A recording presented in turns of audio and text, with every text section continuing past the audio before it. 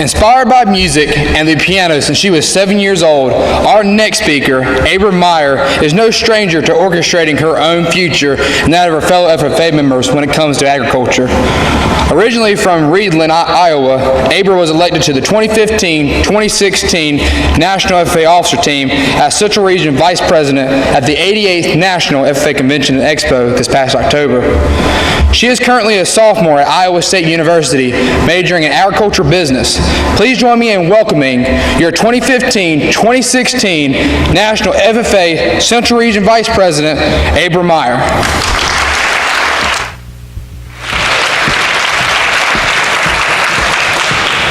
Give me a big old bucket of popcorn, a large Coke, or down here in South Carolina, I'd take a large sweet tea, kick my feet up, and watch a movie. Make some noise if we love movies.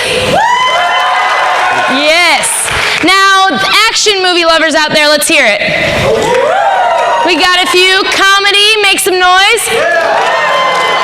And boys, I know this one is for you. Make some noise if you love those chick flicks.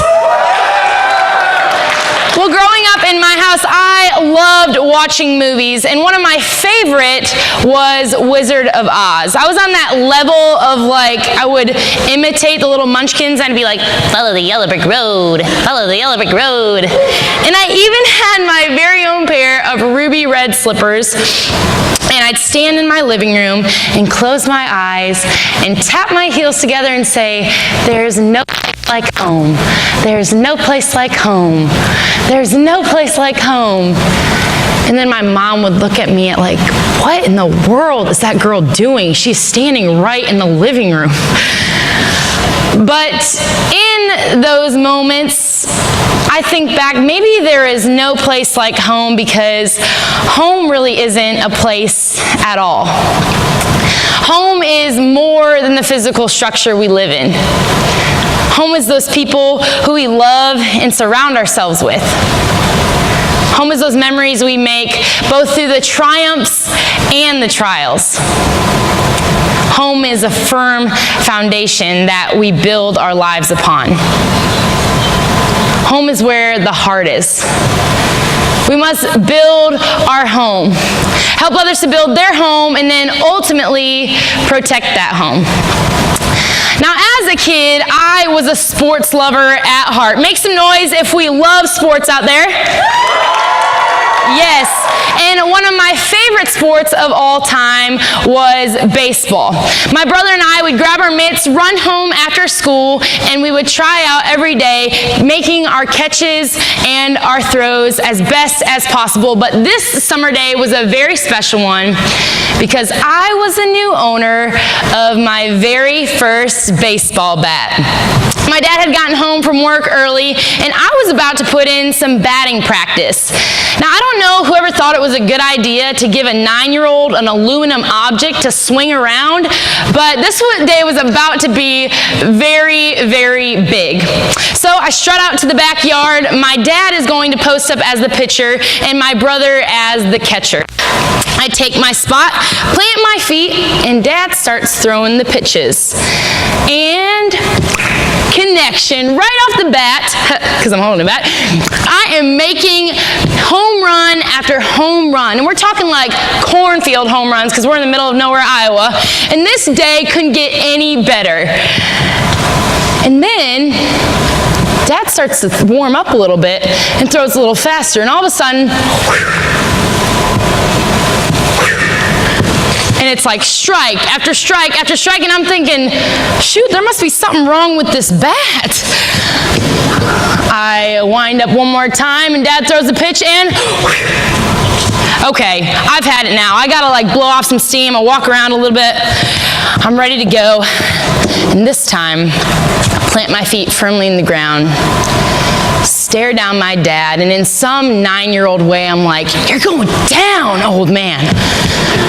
So he gets that ball ready. I know that this is going to be the hardest one he's thrown. I am gripping this bat, knuckles as white as paper, and he throws the pitch and connection. I'm like, cornfield home run? No, cornfield real grand slam, people. Looking for it. I can't find it anywhere, and I look at my dad, and his jaw has dropped to the ground. I look at my mom, who's like on the back porch, been reading Good Housekeeping or Better Homes and Gardens or whatever moms read, and she's got this horrified look. And that's when I hear it. Oh!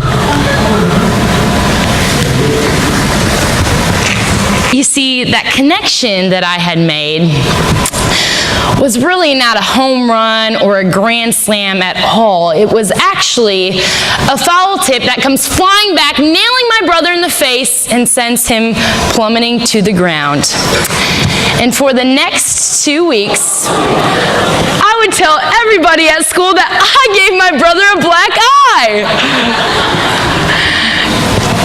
And as I look at that picture and think back on those moments, it was in those times in the backyard playing baseball together, running around on sports trips, that I was building my home.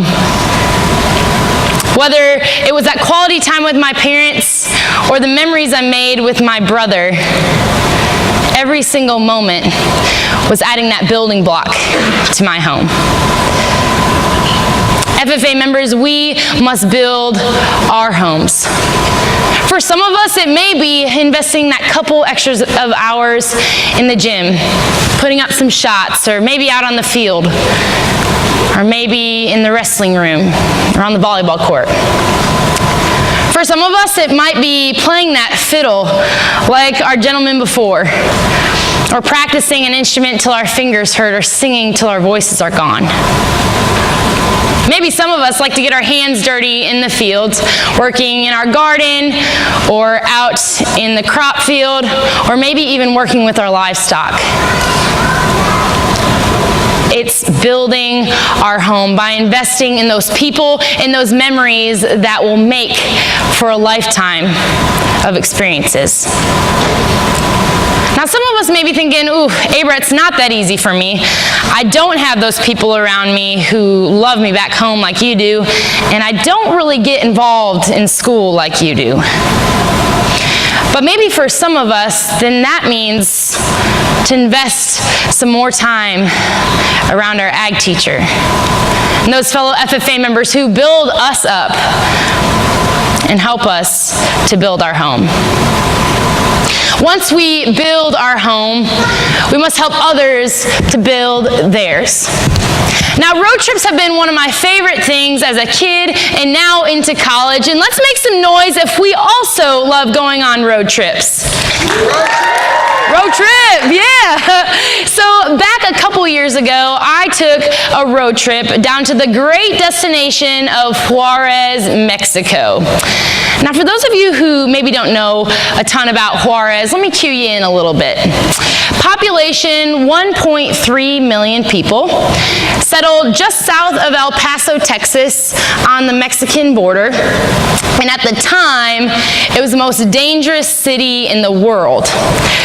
So every reason for a small town girl from 800 town people to 800 people in my hometown, 18 years old, to go traveling with 11 strangers to a foreign country, right?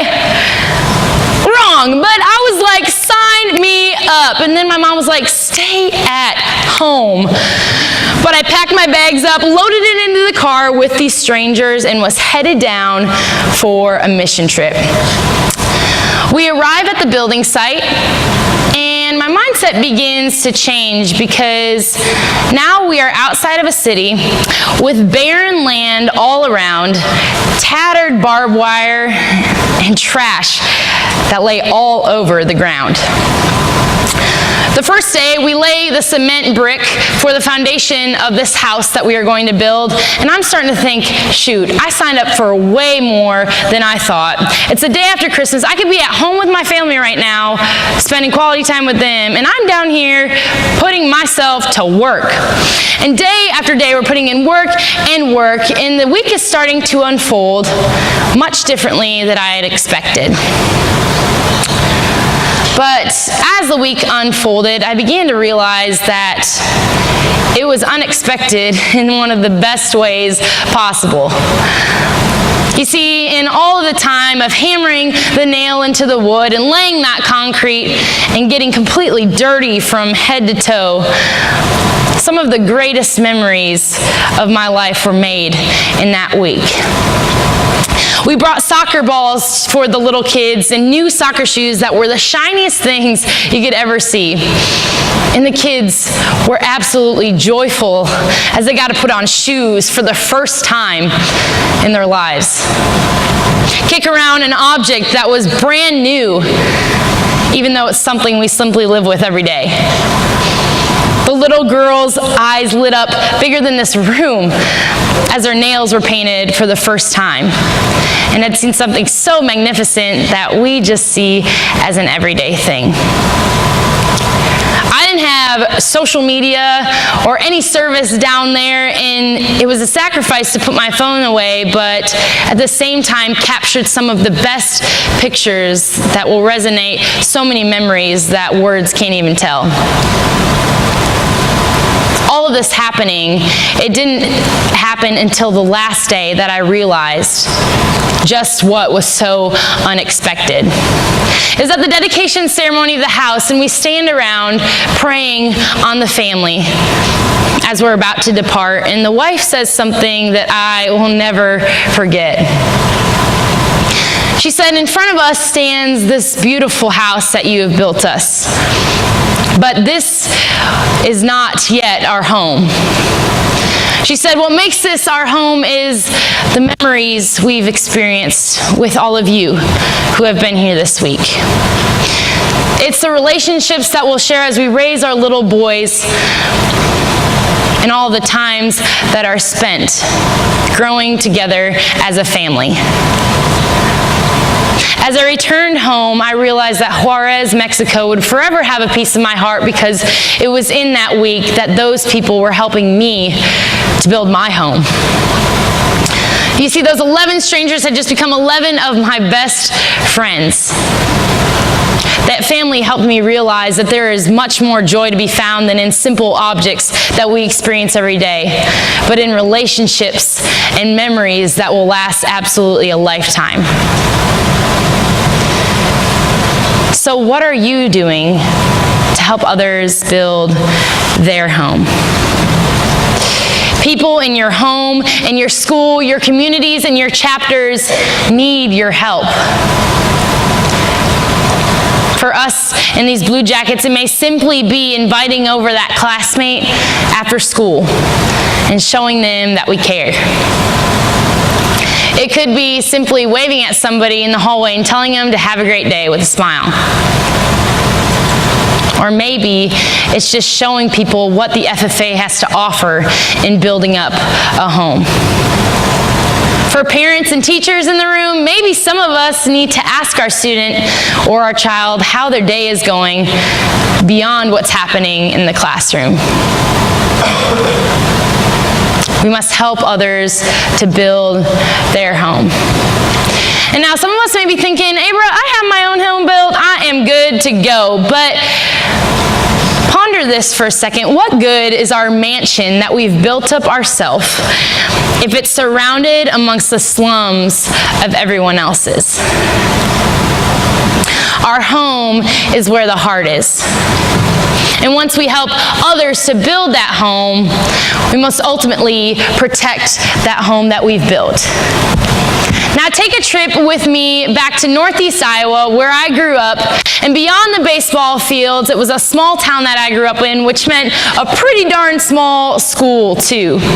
I had 6 kids in my class through the 8th grade, and that meant that we were combined in the classrooms. But regardless of how jam-packed we were in with all of the other grades, the favorite part of the day for every single elementary elementary school kid was what? Recess. So I run out to the playground. I am pumped to take on the recess field day after day. And although we were jam-packed into those rooms, my best friend was in the other classroom, and we would meet out on the playground because we knew that it was about to go down. We took over the kickball fields, we had those home runs going, and Foursquare, we would hit it down and hope that we could take somebody out while we were doing it. And it was just a joyful time that we had together, but today was a little bit different. I ran out to the school grounds ready to get this recess started, but when I made eye contact with my friend across the playground, he was not in the same exciting mood as I was. He kind of walked around with his head down and just didn't really participate in anything during that time. I was pretty little, so I didn't think much of it. I was going to have a good time on the playground, and I head back inside after recess is over and proceed on with my day. The time ticks by, and it's time to head home on the school bus. So I hop on. We didn't have iPods at the time. We had these little Walkman CD players, so I've got my little Walkman because I'm super cool. Pop my headphones in, and I am jamming. And then my friend hops on the bus once again. Waiting for him to proceed to the back of the bus, he takes a seat right in the front. And again, I don't think much of it, and I just continue jamming. We get on our way, and all of a sudden, I hear a boy in his class from the back of the bus yell up, "You're a crybaby! You're a crybaby!" And that boy, sitting in the front, stands up from a seat, turns around, and yells back, "Shut up!" And with tears running down his face, sits back down in his seat and stares out the front window. In that moment, I realized I wasn't protecting my home. I wasn't protecting my brother. I could have simply walked up to check to make sure he was okay, and I didn't even do that.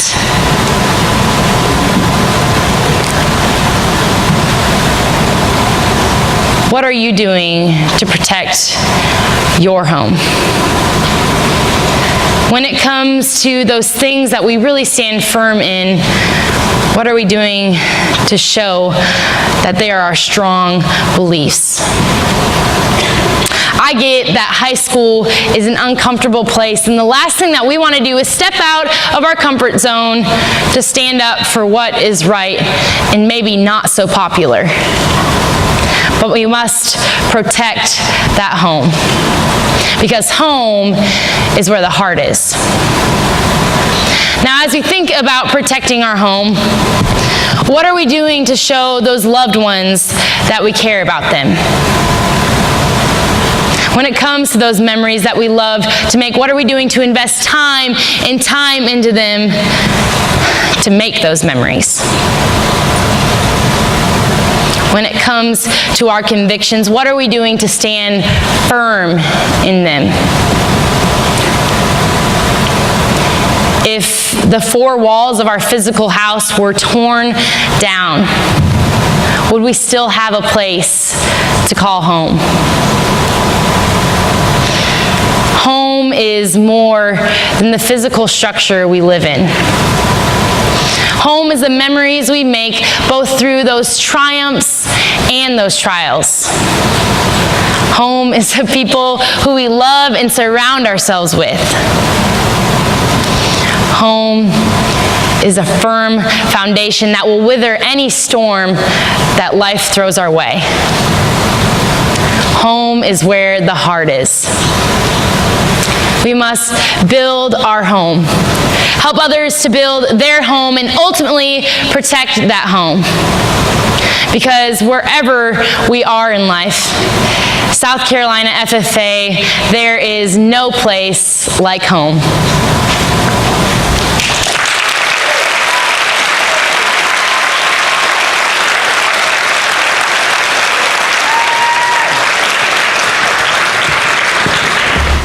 Thank you for sharing your words of wisdom with our FFA members. We are delighted that you could join us for our 89th South Carolina FFA State Convention.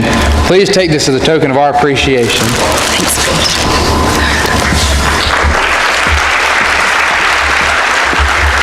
And at this moment, I'll turn the chair back over to our State President, Katie Martin.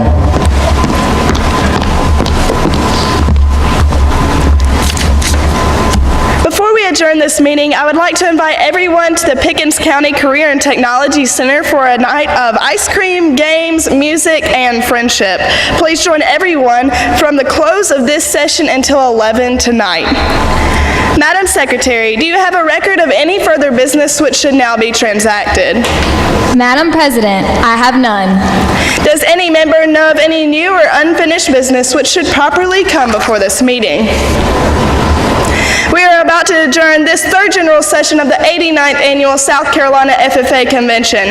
As we mingle with others, let us be diligent with labor, just in our dealings, courteous to everyone, and above all, honest and fair in the game of life.